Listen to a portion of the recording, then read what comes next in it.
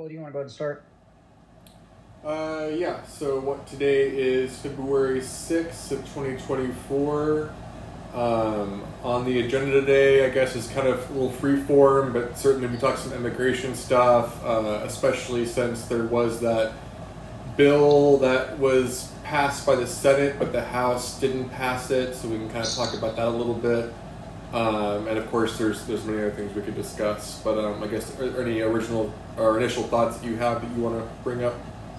I want to just say something because actually, and this is a great way to start off because this is something that you and I, this is something that you and I disagree on. Hold on, I got to turn my game off. It's okay. So I figure something that we disagree on. Okay, it's off.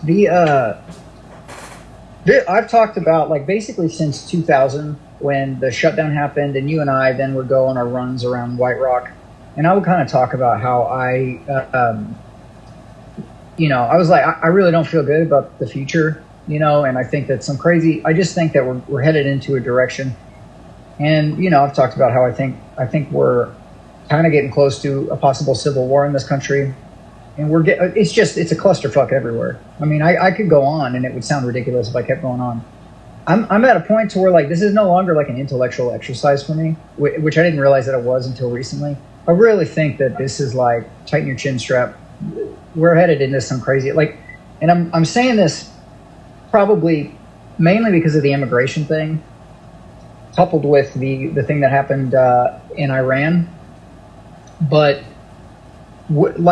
there's I was going to write down a bunch of facts about the first Civil War that I think would give some insight into why I think this, but I'll do them off the top of my head. I'm going to get some of the details wrong. So the Civil War officially started, a shot was fired in Fort Sumter in 1860. Nobody really took it seriously at the time. And I think the first major battle was called Fort Bull Run, or Battle of the Bull Run, something like that. It was taken, nobody really believed what was going on, to the point to where there were people picnicking at the area. A bunch of people got killed. The mayor of the town at the time didn't take it seriously. And then a bunch of civilians got killed. The thing that's going on in Texas you correct me if you've heard something different, but from what I understand, Biden is trying to take control of the Border Patrol and saying, you belong to the federal government, you owe allegiance to us, while Abbott, the governor of Texas, is saying, fuck that, no. And 10 other states, Abbott has requested 10 other states to send in their state guard to help with the problem at the border. There's so many people coming in that there's more people coming through the border than people are having kids in the United States. There's consequences to that if you play that out long enough. This is part of the reason I'm starting to change my tune on immigration, because you just can't. I mean, I still love the idea of having immigrants in, and I think that there should be some process that makes it easier. But it's no longer in my mind. It's no longer like okay, well, this is interesting to think about. This is like kind of real anxiety. Like, it doesn't keep me up at night or anything, but it's stuff that I'm really starting to think like, this isn't just, who I feel like? I feel like Varys in Game of Thrones when he's talking about, he's like, this is we're going into a bad direction, and everybody's like, it'll be okay. We see the signs, but it's fine. And I just, in my mind, I can't see how we backtrack out of this. And I think I even was texting my mom about it, and I said, I basically was talking about all this stuff, and I said, I almost fear like what might happen if I get cut off from down there. Texas has talked about seceding since the 70s, but I think that might be a real, and then I'll stop talking in a second, but on top of all that, something that we didn't discuss with the pulling Trump off the ballot, if states don't have to listen to the federal government and can just say this person's off, this person's on, you can't have a real election. And Bryant kind of made this point. He goes like, you don't, nobody's going to trust election results anymore. But even in addition to that, if states just say whatever, you can't have an election at that point. I think we're in a really dangerous spot and I don't think that's controversial, but I think what is controversial is just saying that I think it's past the point where it's just kind of an interesting thing to think about, and it's legitimately starting to freak me out a little bit. Yeah. Well, to kind of go backwards from what you said, first thing, I guess the Colorado thing, which I don't know too much about the details, but it seems to me that it's maybe more of like a posturing or, just seeing what they could get away with type of situation. From my understanding, it's a very blue state. Obviously is going to be not very pro-Trump for that reason. So it could just be that for whatever reason that governor or whoever decided to pass that is just like seeing if this is going to work. If they believe that he did cause an insurrection and everything, that he shouldn't be in the ballot. But I mean, if the Supreme Court, SCOTUS or whatever, says that that's not the case and puts him back on, I think that would just squash that. And they will. Yeah, but I can't imagine that they wouldn't, which puts them in a weird spot if like everyone just assumes that how could you take him off unless he's found guilty, of course, or something like that.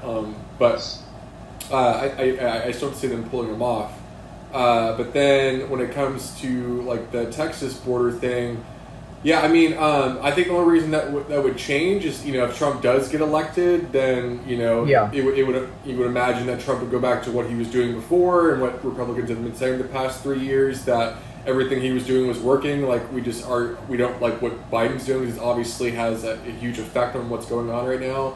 What Ted Cruz today, when they were talking about why they didn't pass the bill, was saying that you don't have to take my word on it. Listen to your Democratic governors and mayors across the country. He brought up Eric Adams saying that it's literally destroying New York, the illegal immigration, and he said it like the 100,000 they have is destroying New York. And then Ted was just like, "What do you think 3.5 million is doing to Texas, Arizona, New Mexico? If you think that 100,000 is destroying New York." So it's kind of like, obviously shit's going south in that direction. But yeah, I mean, if Biden wins, then that is more the question, right? Because like, what would Republicans what would they take? Another 4 years of that? And it seems kind of weird too, because obviously Democrats are saying that we tried to pass this bill and Republicans won't pass it, and they've been saying this whole time that they wanted this passed, so why don't they want it passed now? But then my question is just like, well, Democrats, now you're admitting that there is a problem with the border, but you decide 3 years later to do something about it, also conveniently around election time. So it's just like you're in the same camp as this, you decide when to take this seriously. So that's frustrating for me, that it seems like both are kind of playing games, and as far as like trying to get their person to win based off of this huge deal ultimately, but that's the only reason why I would think it would stop is if Trump gets elected, I guess. That's my thought too. The thing is that's still a year away. What can happen in a year? But Jessica and I were walking the dog last night, and I was talking about this, and she's more like, it'll be fine. And I think that's how most people that I talk to are feeling it. My thought, and I've said this in a lot of different ways, but like I think that we have gotten so used to living a certain way that it's impossible for it to change in our minds. And I think it was like, we were talking to Brian last time about like, hey, we were talking about if you're interested in doing this, and he said that one of the things that he tends to do is just play devil's advocate. And I do the same thing. And to some degree, I kind of wonder if that's what I'm doing. But I think that I think I'm trying to think about it in a way to where it's not like, okay, we've just been living this way, this is just how the world works, nothing changes. Because things have changed. Like we had 9/11, we got the TSA, like our government's changed, but our way of life hasn't. In fact, our way of life has gotten better. I mean, minus inflation and that sort of a thing. Right. But I don't, that won't last forever, and things do change, empires do fall, and not to play the whole Hitler card here, but and I'm going to get details wrong here, but from what I understand, like the Weimar Republic in Germany, what happened is that the country was so at each other's throats that some fucking crazy figure came in, some very strong authoritarian figure came in and said, we're going to calm this down. If you want to get real out there, and I don't think we've talked about this at all, But I worry about the World Economic Forum and Klaus Schwab because they see all this happening, and their whole thing is basically to push complete socialism, where you don't. What was the quote that freaks everybody out? You'll own nothing and be happy. Yeah, right. Yeah. And at what point?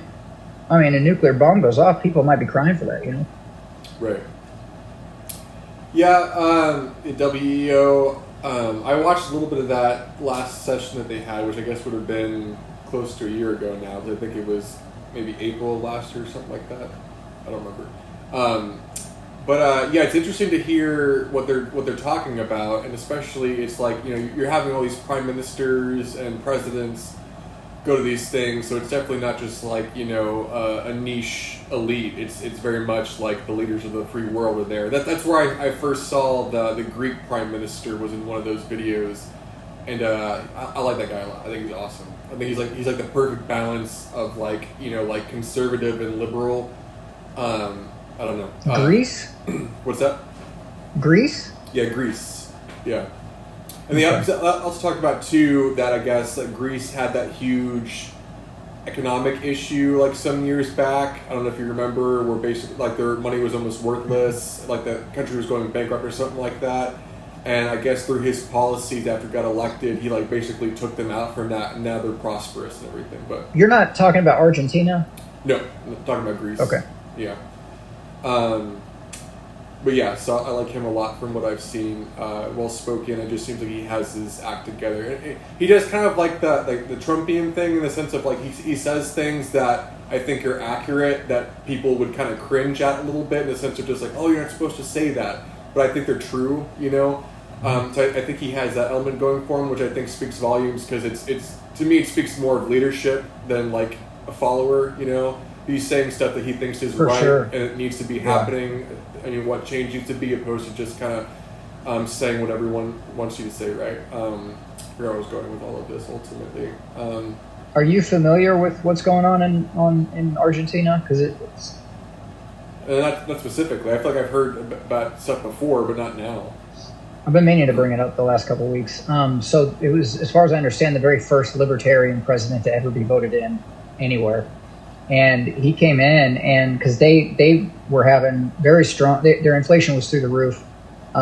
It was just a very overly socialist government, and the people were through. And he's getting labeled as alt-right, but he's not. He's a libertarian. He basically, it's not even like in his policies. That's what he is. Like that's how he identifies himself.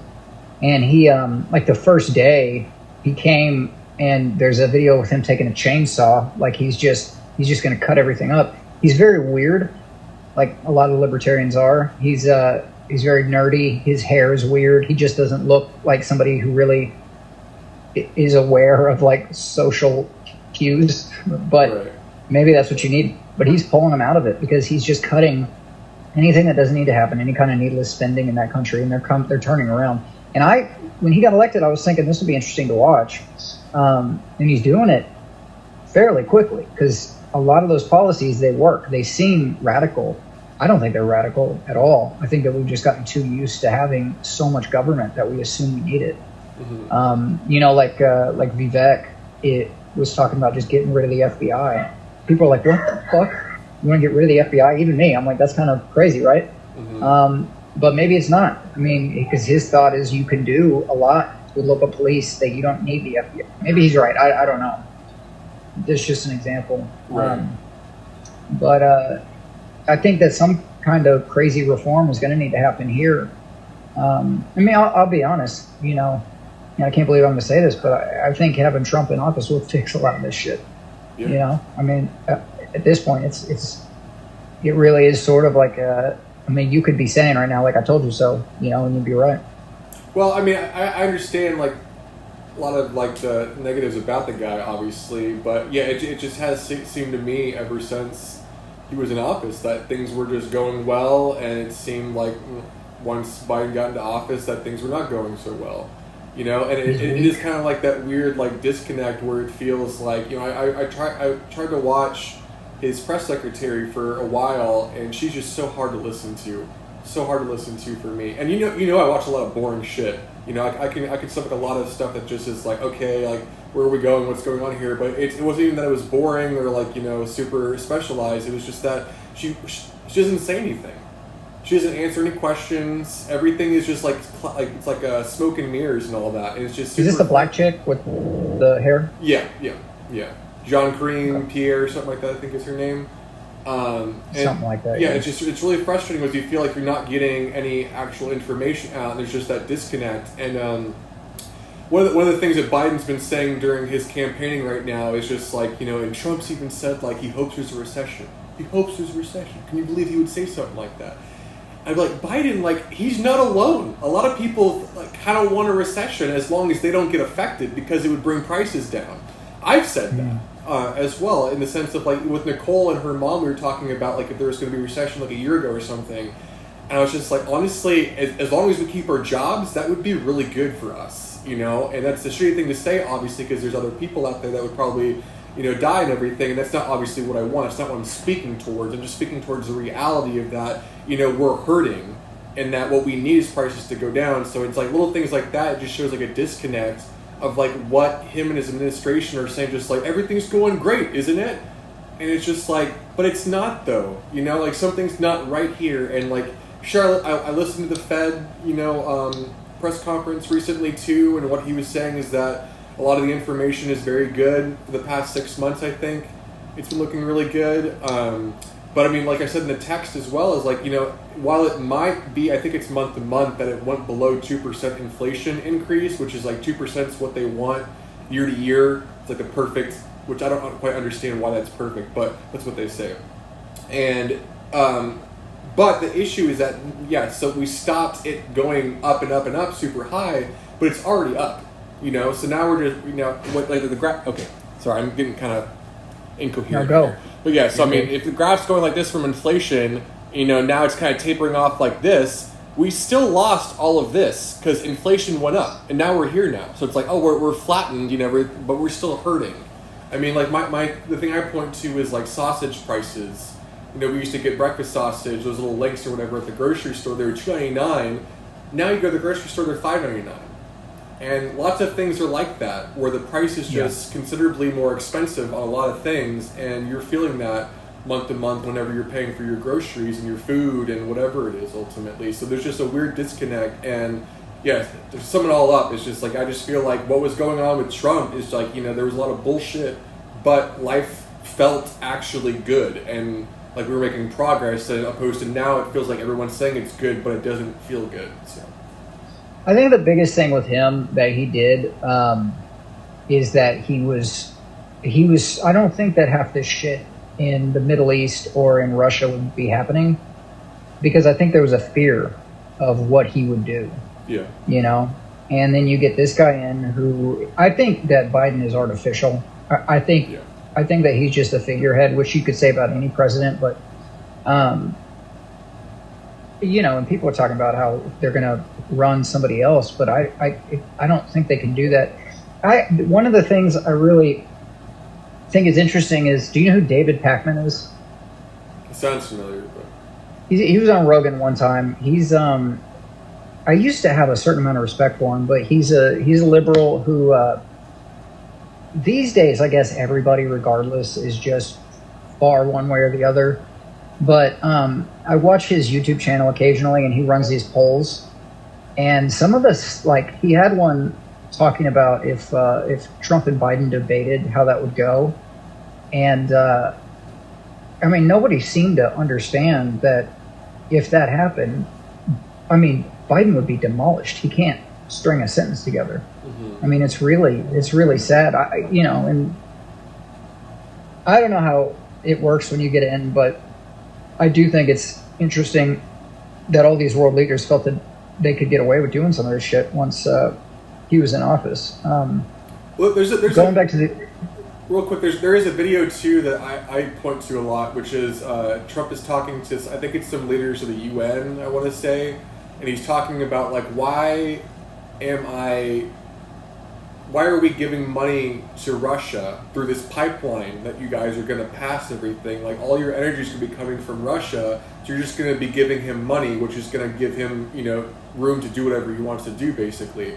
He's like, it doesn't make sense for me to approve a pipeline from Russia that's going to help pay for them, and then America's also supposed to be paying to protect you from them. So it doesn't make any sense, and that's one of the things that I point to, that people point to. As far as if Trump was still in office, that wouldn't have happened, and therefore, the Ukraine thing might not have happened because he wouldn't have had as much money. But anyways. Well, I was going to say, one of the things about inflation that nobody really it never occurs to anybody is we have this idea that inflation is inevitable. I don't think that's true. I think we could even have deflation if we actually had real money. I mean, part of the problem is inflation will always go up because the value of the dollar will continue to go down infinitely, given enough time. I mean, that's just how it goes. That's why we'll never have prices like they did in the 80s or the 70s or the 60s. There's a meme that was going around about Home Alone. There's that scene in Home Alone where he goes to the grocery store, and the lady says it was 1992, and he hands her a 20, and he gets 8 cents back, and that's not going to happen. But the idea that it's just a given that inflation will always, the prices are just going to continue to go up. I mean, that's going to require conversations that we don't want to have, like the minimum wage, for instance. I mean, all those little things like stimulus checks, all those little things are great for the very short term, but then they cause massive problems down the line. I heard Dave Smith was talking about this on Michael Malice's podcast. Dave Smith was going to run as a libertarian candidate this time, but he just had a child, so he may in 2028, if we have an election in 2028. I'll be honest, I'm not sure we will. But that's a bold statement, I know. But I just think that there's some of these things we just assume are just inevitable, and I don't think they necessarily have to be. I don't know. I also think that you can't, as I'm saying this, there's minutia to everything that, I don't know. I don't know how you do it, but do you feel that there's, is there any part of you that's this shit's getting out of control, and how do we put the toothpaste back in the tube? Specifically about the situation in Texas, but more broadly, the situation all over the world? Yeah, like I said, the only thing I could think of with Texas is if Trump gets elected, then that would stop that. I mean, as far as getting things to stop in general, I mean, as part of the issue too is if Trump does get elected, it's a lot of things, from my perspective, would be better about day-to-day living, but then just riots. Riots. I mean, media. It would just be insane again. So I mean, it's pretty insane now, but it would just be. I mean, I guess we all remember the 4 years of Trump, and it's hard to believe that we all lasted through all that chaos, and to think that it's going to happen 4 years again of just the nonsense and everything. I mean, there's a part of me that has been, or I don't know how long I would say necessarily, but I've been trying to just realize, not all of this is for granted. Maybe it's just getting older and certainly having a daughter and everything, but it's just trying to put in perspective more of just what do we have, and how long have we as a civilization even had these things? It isn't very long. So it's just really strange to think about. I guess it's just when people talk about how the cost of living and the things that we deserve. I think that is definitely more of a new phenomena, and I think that is probably what's hurting us the most, is that we feel like we're entitled to a lot of things, and I don't know if that's necessarily constitution based, and that we got rights and then we wanted more and more rights, or if that's more of a product of marketing and advertising, that we've just been told for decades that we deserve that new razor, we deserve that new pillow, and then it got a little too crazy. But it does seem to me that a lot of people just don't understand, obviously myself included, the gravity of just how special these things are. This past year I've really thought about it a lot, and that this past Thanksgiving I really almost wanted to have a prayer actually for Thanksgiving, and just really be thankful for the things that we have, and especially with You should. with the colonized job right now. It's just like life would be so much harder if we were both still. Well, she's still half price books, but if we were both still in the store and half price books, like life would just be so much harder than it is right now. And I'm almost blown away how lucky that we are in the situation that we are. Like, we want a second kid and we can't afford one right now. That's kind of heartbreaking. But besides that, I mean, we're in a really good position right now. And I'm just really grateful for that. So. Yeah, I mean, there's little things that. Well, I mean, nope. Unless you buy into the idea that we've had civilizations like this in the past that we just aren't aware of anymore. We've never had comfort like this, I mean, heated seats in your cars is the example I like to use. I mean, just anything.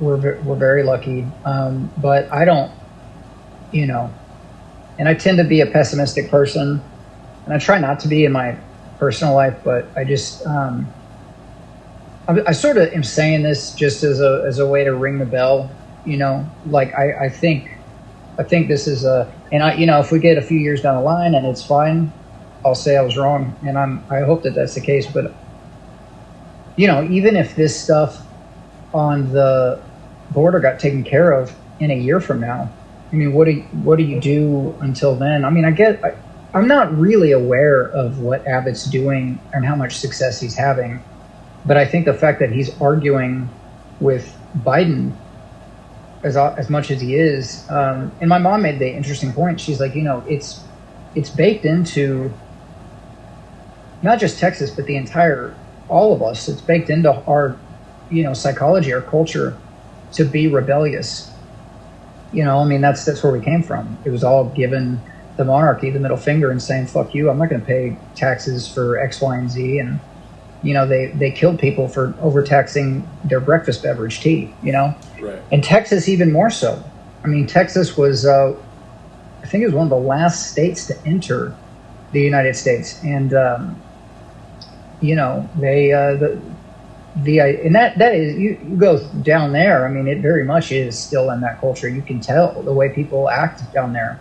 And I kind of like it, honestly. But, I think there's a point where, especially Texas, is going to say, fuck you, we're not doing this anymore. And I always kind of thought that the idea of secession was a pipe dream.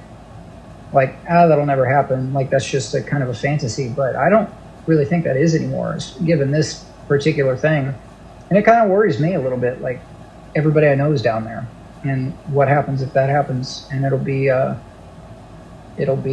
just something to navigate as that goes on. But it's something I think about several times a day, for sure.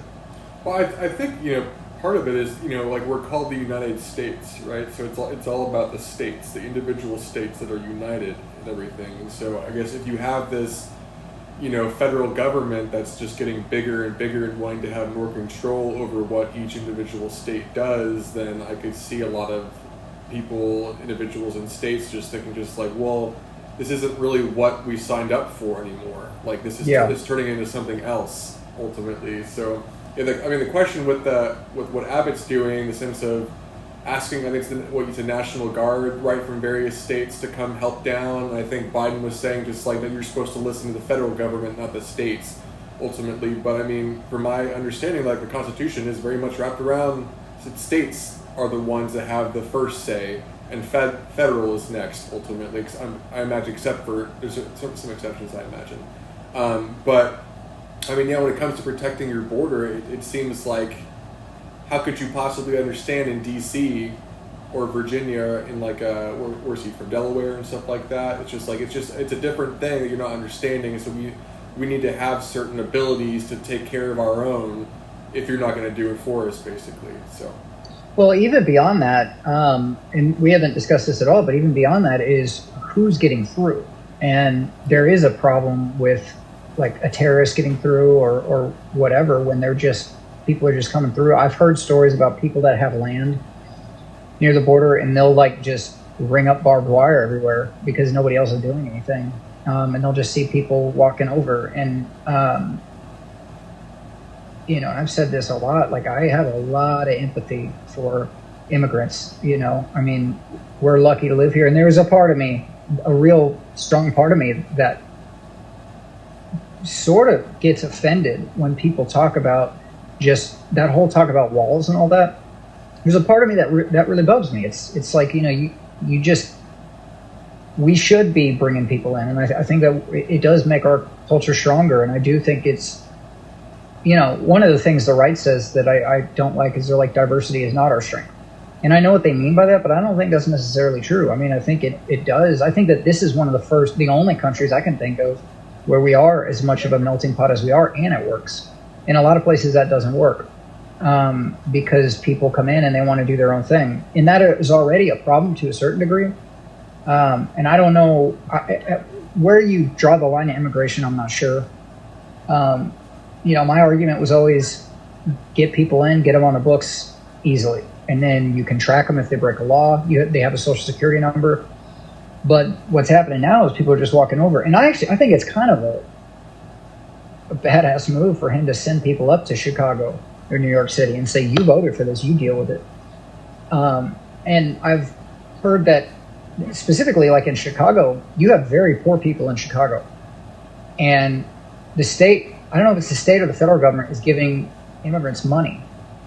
But they're not giving it to the citizens of Chicago, like these really poor black neighborhoods that could use an influx of money. They're run by gangs and shit. And some of those neighborhoods are like third world countries, Right. That might be a slight exaggeration, but then those people are getting pissed off. They're like, well, what are we doing? Like, we're here, we pay taxes, and we're not getting any of this back. So that's a problem too. Those people are going to start getting pissed off, and then they're going to have an issue with it. And, I don't know how this plays out. It's just one of those things where, like, you see stuff on the news and things are, you watch 24-hour news, it's always bad, always. But it's just at a point right now where it's like, Jesus Christ, man.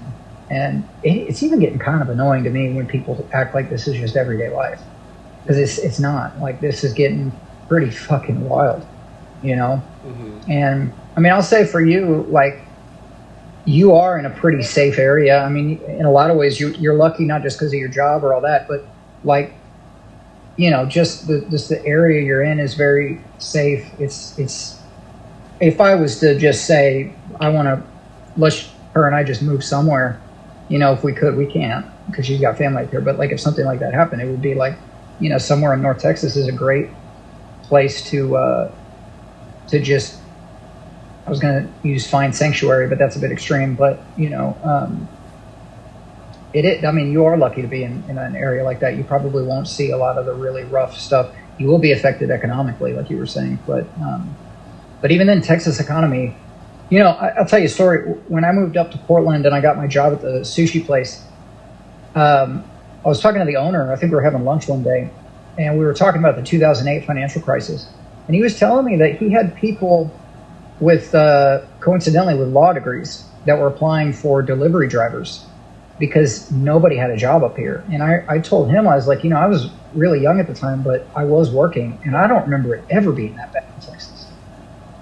And yeah, it's just, I think it just gives you a different perspective. It's like, it's not like that everywhere. And I mean, I think it's good I think you should say a prayer. I think all that stuff is good, just to be like, hey, I don't even know who I'm talking to, but thank you for this stuff. I think that's good. McConaughey does that. He'll have, there's a funny story. Him and Lance Armstrong were at like this club in Hollywood where like everybody was there, and he embarrassed his whole table because he's like, well, nobody's eating. And so we hold hands and say, thank you for what we have here. And I think that's a great thing to do, Mm-hmm. Well, I think it's the ceremony of like taking recognition of just like, the position you're in, and like, we always are wanting for sure for more and to have this or that ultimately, but yeah, it's just thinking about just what you do have and just how lucky you are to have those things. So I think that's something that I'm trying to remind myself of more certainly.